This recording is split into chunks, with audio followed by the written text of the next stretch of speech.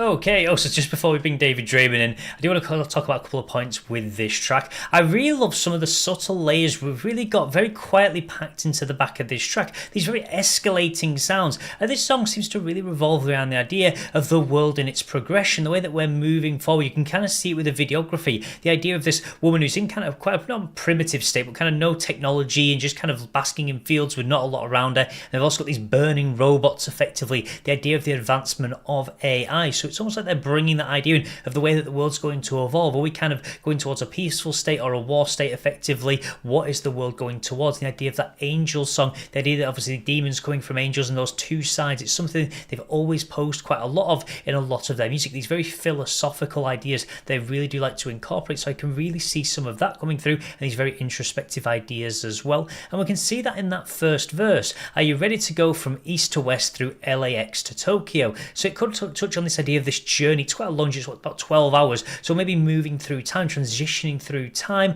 and moving through different time zones, different eras of history or the future, things like that. It can also be kind of reflective on the state of the world previously. The idea of LAX, the idea of an airport, to Tokyo, it could be looking at things introspectively, the idea of kind of dropping the bombs over in Japan and things like that. So there's lots of elements you can kind of see that they may be talking about. The idea of falling like angels out of the dark and into a dream. Come all ye faithful, light up the sky for all to see. So quite a cataclysmic and seismic event in our history effectively, the idea of it lighting up the sky. And it could also be the idea again of this light and this darkness, the idea of falling like angels. Are we going to continue down the path of good or head down the path of bad and kind of fall to that hell, to that demonic place? So I kind of like the way they're kind of showing these two sides, not just directly but almost introspectively, and really exploring that philosophical idea. They try to own us and control us so we don't get in the way, but we get in the way.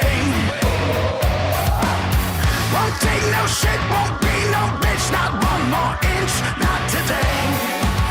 We're not going away. Falling like angels out of the dark and into a dream. Come on, you faithful, light up the sky for all to see. We're falling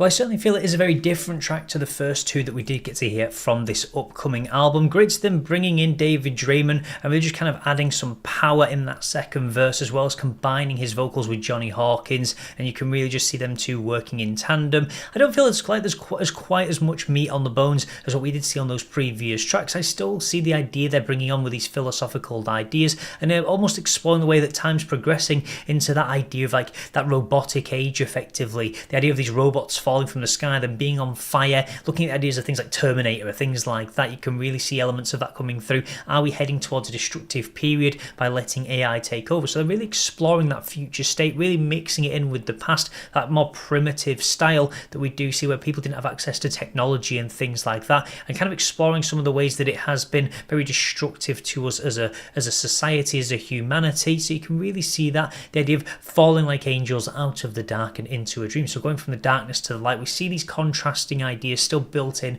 to the vocals and the lyrics. And I really do like that line, "Come all ye faithful," having belief that we can strive towards a better day or a better future. So they kind of almost just putting up open this idea of them being two paths in the future, one good, one bad. Which one will humanity take it? We don't really know. We're just going to kind of follow along that path and just see exactly where it leads. And the idea of they won't take no shit, won't be no bitch, not one more inch, not today, no, we're not going away. The fact that people are still going to fight to kind of strive for a better world. So you can see that idea coming in. The idea of they try to own us and control us. So it could be looking at corporations. It could be looking at the idea of AI taking people's jobs and things like that, or robots doing that. So we're not going to just bow down and just kind of allow it to happen. So lots of different ideas, but they certainly leave this track very much open to interpretation. But I really do like some of the musical elements we really do get. I love that guitar solo from Mark really coming through, just really showing his proficiency, almost like shooting lasers with his guitar. So I really love that little twist they did throw in. Also those little scattered elements in the backings of the tracks, and these little escalating and de-escalating sounds, almost kind of showing that progression that we do have as a society, and just really providing a much more anthemic styling on this chorus that we really do see coming through. Not as many lyrics, but really just kind of adding that ability, that call and response kind of styling really coming through and really building up to that more angelic anthemic chorus style that really does fit in quite well with the ideas of the song. So there we have it, Nothing More providing us with a third track in chapter and verse from their upcoming album CARNAL. But I would love to know your thoughts about this track in the comments section below. How do you feel it lives up to the two previous tracks we did get to hear, If It Doesn't Hurt and House on Sand? And do you think they're still heading in the right direction, or do you prefer some of that previous material? I really would love to know your thoughts. Also, if you would like to see more Nothing More content, I have covered the two previous tracks from this upcoming album in separate videos, which you can find the link to in the description of this one. And if you'd like to see more content like this overall, then please do feel free to subscribe, and I will see you in the next audio analysis.